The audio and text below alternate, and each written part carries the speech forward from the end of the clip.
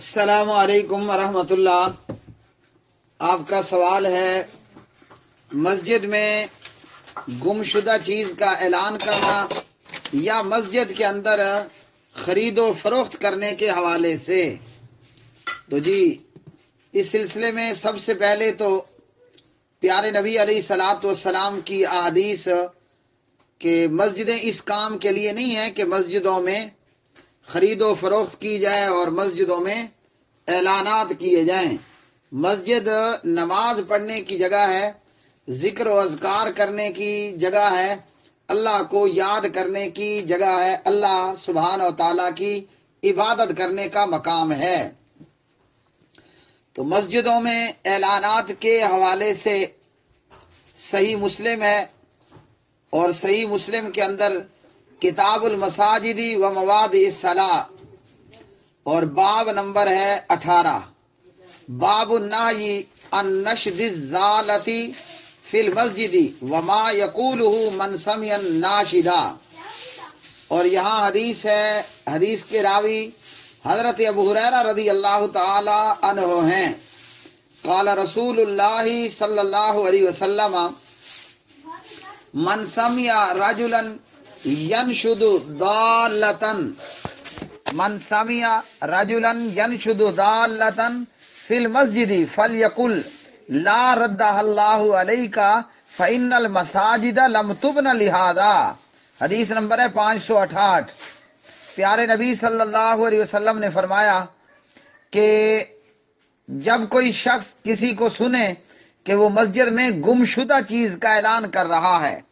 اب آپ نے لکھا کہ اگر کوئی بکری گم ہو جائے، کوئی گائے گم ہو جائے، کوئی بھینس گم ہو جائے، کوئی بچہ گم ہو جائے تو کیا مسجد میں اعلان کیا جا سکتا ہے؟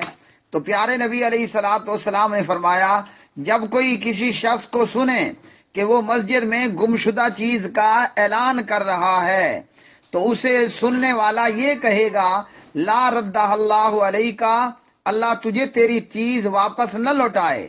مطلب بد دعا ہے سیدھی سیدھی۔ کیوں کہ فإن المساجد لم تبن لہذا، مسجدیں اس کام کے لیے تو نہیں بنائی گئی ہیں کہ آپ کی بکری گم ہو گئی، آپ کی گائے گم ہو گئی، آپ کا بچہ گم ہو گیا اور مسجد میں جا کر اعلان کیا جا رہا ہو۔ ہمارے ہاں مساجد کے اندر آج یہ بھی اعلانات ہوتے ہیں کہ جناب پولیو کے قطرے پلانے والے آئے ہیں اور ان قطروں کی ٹیم سے تعاون کریں اور بچوں کو قطرے پلائیں، تو یہ بھی منع ہوگا۔ اس لیے مسجد کے اندر گم شدہ چیز کا اعلان کرنا منع ہے، حرام ہے۔ اب بچہ گم ہو گیا یا گائے گم ہو گئی، بکری گم ہو گئی یا بھینس گم ہو گئی، مسجد میں اعلان نہیں کرنا۔ اور جہاں تک معاملہ ہے کسی کے جنازے کے حوالے سے اعلان کرنا، تو مسجد میں اتنا بتایا جا سکتا ہے کہ فلاں بن فلاں فوت ہوا، صبح 10 بجے اس کا نماز جنازہ ہے وغیرہ۔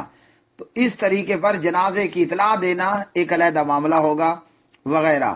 تو اس حدیث سے یہ معلوم ہوا کہ مسجد میں گم شدہ چیز کا اعلان نہیں کرنا، مسجد کے اندر گم شدہ چیز کا اعلان نہیں کرنا، اور اگر کوئی کرتا ہے تو اسے بد دعا دی جائے گی کہ اللہ تجھ پر تیری چیز گم شدہ چیز تجھے اللہ واپس نہ کرے۔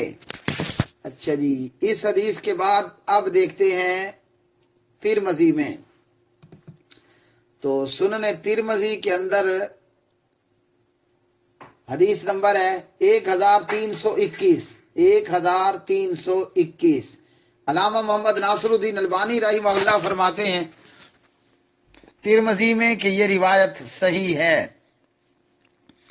عن ابی ہریرہ ان رسول اللہ صلی اللہ علیہ وسلم قال اذا رأيتم من يبيع او يبتاع في المسجد فقولوا لا اربح الله تجارتك واذا رأيتم من ينشد فيه ضالة فقولوا لا رد الله عليك۔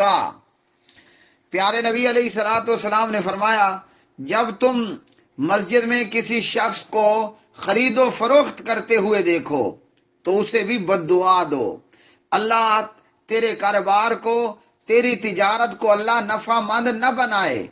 اور کوئی گمشدہ چیز کا اعلان کرے تو اسے کہو کہ اللہ تجھ پر تیری یہ چیز واپس نہ لوٹائے، مطلب تجھے تیری گمشدہ چیز واپس نہ ملے.